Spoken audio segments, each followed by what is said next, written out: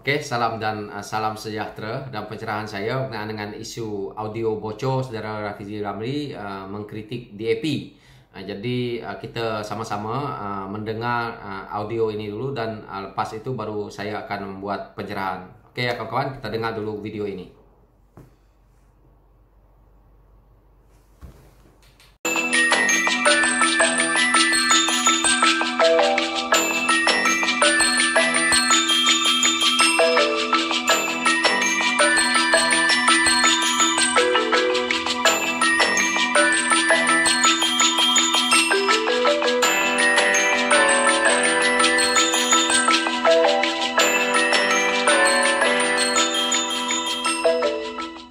Kalau kau perhatikan DAP punya kerjasama politik ni kan, DAP dah merosakkan lebih kurang 5-6 pimpinan Melayu dah. Dia lompat daripada satu pimpinan Melayu ke satu pimpinan Melayu ke satu pimpinan Melayu yang lain. Contohnya dia mula dulu-dulu dia dengan Kuli. Kuli lah segala hebatnya. Lepas tu, bila Kuli dah tak boleh deliver vote dekat dia maki Kuli. Lepas tu bila dia perlu pergi peluk PAS, dia pergi PAS lah. Baguslah, terburu lah, inilah, bla bla bla bla bla.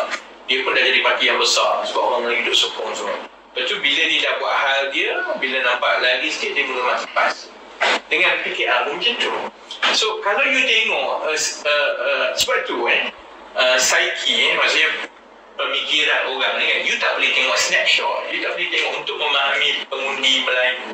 You tak boleh tengok snapshot psyche dia 2-3 bulan, setahun yang lepas. Kena tengok 40 tahun. So pandangan Melayu, which is not wrong though. DAP ni hanya berminat untuk menunggang Melayu je. So siapa yang dia tak ikhlas, there's no sincerity dalam friendship. Sebab itu dia orang lagi suka MCA. Dia bukan kira siapa lagi Cina lah. Bagi dia, MCA ni tak tikam belakang. And MCA ni nampak lagi ikhlas, boleh bawa bincang. DAP ni, kalau dia cakap depan kita Melayu, dia cakap saja, belakang ada pisau, and lepas dia dah guna kau, dia akan capak kau. And that is actually not wrong. You cannot blame pandangan Melayu keseluruhan kalau dia berpandangan begitu. Sebab memang macam tu pun. Lepas satu-satu tengok. Sekarang dia Ludah Anwar. Nanti bila dia dah tak guna Mahathir, dia makin Mahathir pula. So, dia sebab DAP ni dia punya kegilaan untuk menjunjung semata-mata untuk dapat undian. Kalau sokong Pak lah. Sampai peluk-peluk semua. Actually, it's not good tau. So, Melayu pandangan dia lah, DAP ni memang ada agenda dan tidak. Sebab itu, non-Malays dalam PKR tak ada isu tu. Dia tak ada benci non-Malay dalam PKR. It's only DAP. Sebab apa? Sebab rekod dia tu ialah memang tak ada keikhlasan. And kita yang dalam PKR, memang kita tahu dia tak ikhlas. Saya bukan orang Melayu kah?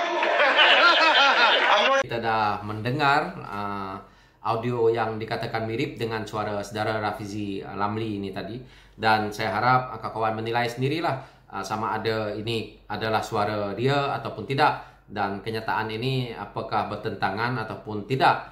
So itu terpulang kepada kawan yang menonton channel ini untuk mendengar audio ini tadi. Dan pencerahan saya berkenaan dengan isu ini, saya harap saudara Rafizi Ramli tampil untuk membuat kenyataan berkenaan dengan isu ini.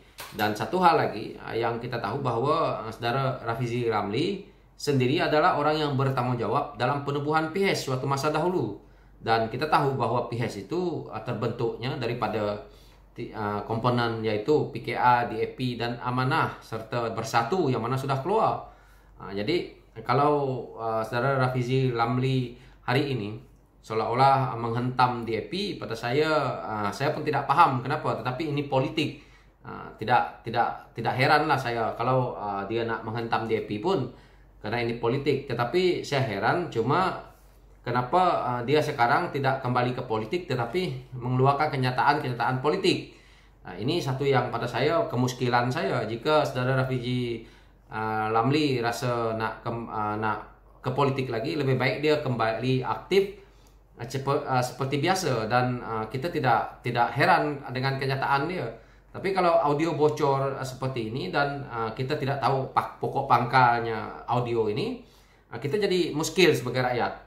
Dan audio ini, adakah audio ini yang lama punya ataupun yang baru punya? Karena saudara Rafizi Ramli banyak juga dia buat video ataupun audio dia yang lama-lama kita tak tahu. Jadi saya takut kenyataan ataupun audio yang keluar ini menular ini adalah audio yang lama dahulu. Jadi saudara Rafizi Ramli patut tampil lah berkenaan dengan isu audio ini.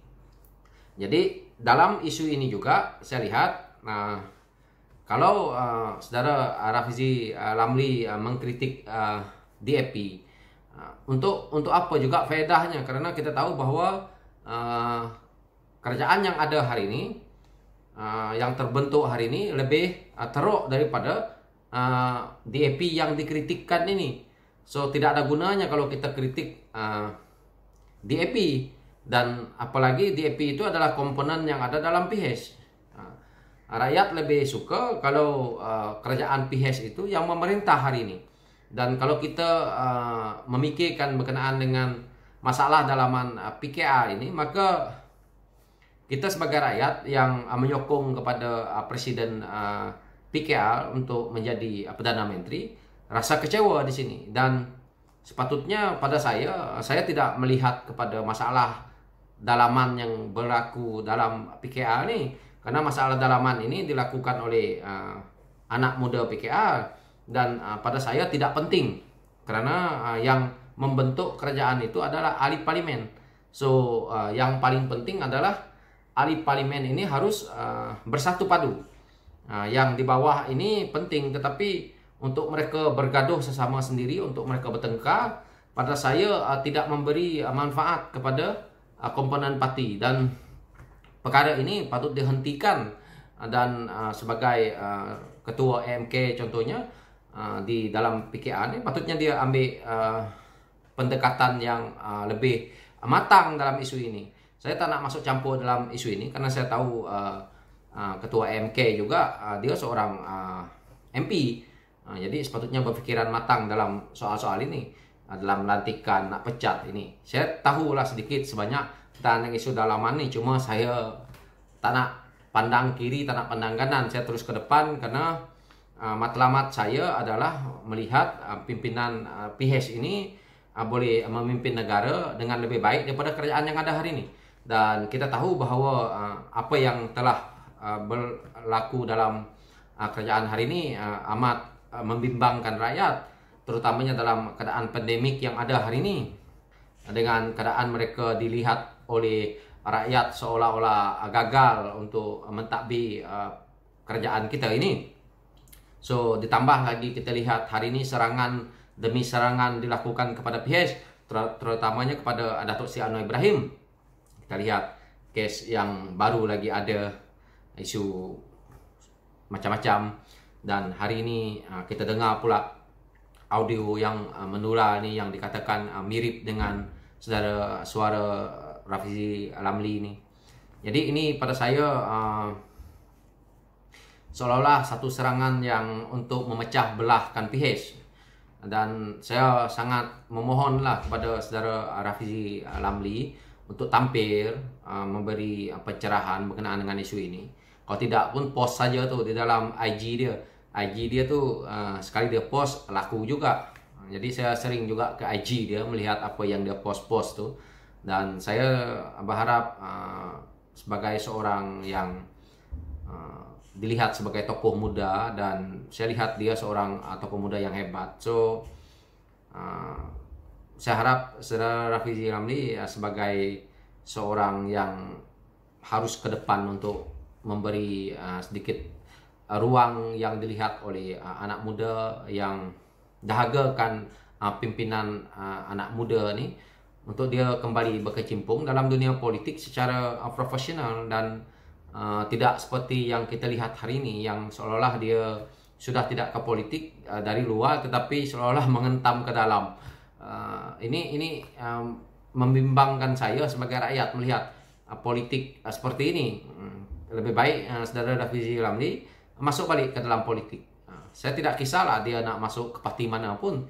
Kalau dia rasa nak buka parti baru pun tidak apa sebenarnya, karena hari ini negara kita ini demokrasi dan anak muda dahagakan satu perubahan yang baru.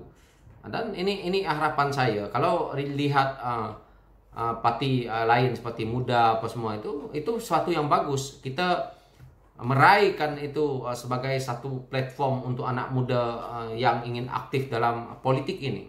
Karena kita tahu bahwa politik negara kita ini perlukan perubahan mendadak supaya tidak lagi berada di dalam keadaan yang daripada tahun zaman purba masih lagi berlaku dalam pentadbiran negara kita yang ada hari ini. Ini adalah perlu anjakan paradigma, anjakan yang drastik daripada tokoh-tokoh anak muda. Tetapi tak maulah tokoh anak muda yang jadi kaki pengampu, kaki kipas nih. Anak muda yang mempunyai idealisme membangunkan negara. Ini yang sepatutnya. Jadi kita nak anak muda yang seperti ini, yang bukan ingin mengampu dalam parti politik, ingin mengampu bos. Ini adalah satu yang tidak baik. Sebenarnya kita sudah hentikan amalan ini dan kita harus bergerak menggunakan idealisme, menggunakan daya pemikiran yang terbaik untuk kita menjadi seorang ahli politik.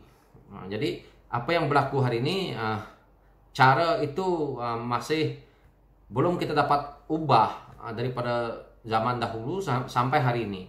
Jadi ini patut kita ubah supaya menjadi satu perubahan yang baik kepada negara kita dalam isu pembangunan dan segala masalah yang ada dalam kita punya pentadbiran negara ini. So inilah harapan saya sebagai rakyat dan sekian pencerahan saya berkenaan dengan isu ini. Thank you.